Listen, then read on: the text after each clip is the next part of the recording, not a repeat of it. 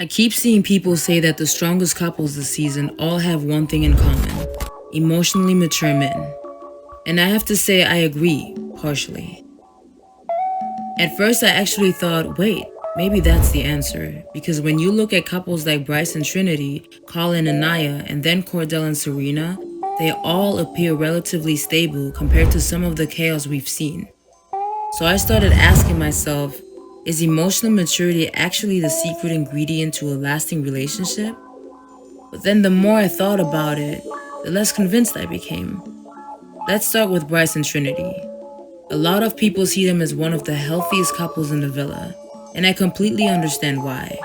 They are calm, respectful, and don't seem to create unnecessary drama.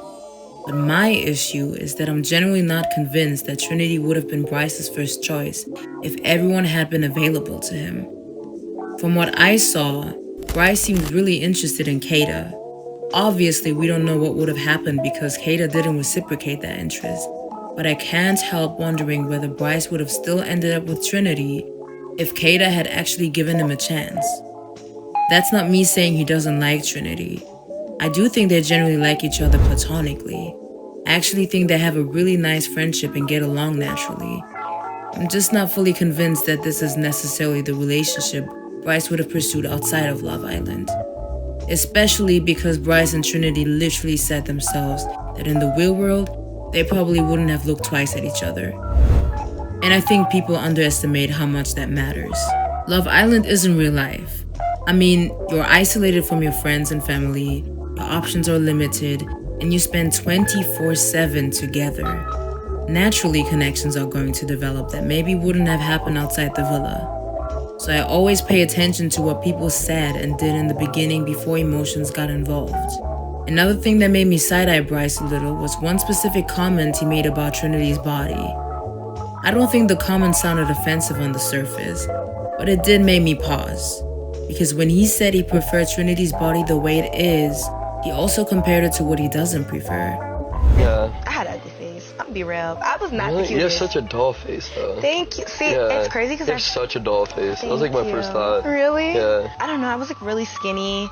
And obviously, like in more of a Black Hispanic community, like you need to be thicker. Like that's what is like the beauty standard. You need to have the ass. You have to have the boobs. You have to have that. See, I way prefer like this body. Really? Yeah, I don't like all that.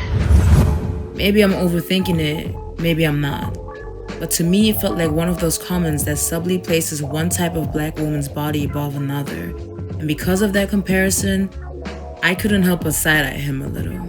But that's just how I interpreted it. Now let's talk about Colin and Aniyah. This one is kinda hard for me because I actually really like them together. It would be nice for her if it works, but at the same time, I can't help being cautious. Maybe it's because we've seen so many situations where everything looked perfect until somebody's mask slipped. The first couple that comes to my mind is Kenneth and Janae from Love Island USA Season 6. I'm not saying Carl is Kenneth. Carl could absolutely be genuine. I actually hope he is. But I also don't think it's unreasonable to reserve judgment this early, especially on reality TV where people come in with completely different intentions. Another reason I'm cautious is because Aniyah openly talks about the fact that her dad played in the NBA. I don't think there's anything wrong with being proud of your family, but I do think it changes the way certain people may perceive you. Because now you're not only Aniyah, you're also someone who represents status, connections, and opportunity. Whether we like it or not, there are people who are attracted to exactly that. Personally, I think mentioning it increases her perceived value in the villa. She may or may not realize it, but I also think that's a double-edged sword, because while it can make you appear more desirable, it can also attract people who aren't necessarily interested in you for the right reasons. That doesn't mean Carl is doing that. I'm simply saying it's one reason why I'm personally choosing to wait before deciding whether I completely trust his intentions. Now let's switch to Kordell and Serena. Ironically, I assumed being emotionally mature is linked to being older or more experienced in life until I remembered Kordell is younger than Serena. So Kordell proves emotional maturity has very little to do with age, which honestly, I think is a much better takeaway because we've seen emotionally immature older men and emotionally mature younger men. Age alone doesn't tell us much. So after thinking about all of these couples, I've realized I don't actually think emotional maturity alone explains why certain couples appear stronger than others. Someone can be emotionally mature and still not be your first choice.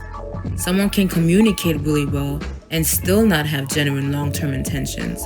Someone can avoid drama and still not be deeply in love. Maybe emotional maturity is one piece of the puzzle, but I don't think it's the entire puzzle. At least, not yet. And that's why these couples are seen with a bit of caution. Bryce and Trinity could prove everybody wrong. Colin and Aniyah might get married. Yes, I could be too skeptical. Or some of the doubts I have now end up making a lot more sense later. Either way, that's what makes media fun to analyze, doesn't it? Because everyone is watching the exact same show, and somehow we all walk away with completely different conclusions. So now I want to know what you guys think. Do you think emotional maturity is enough to build a lasting relationship?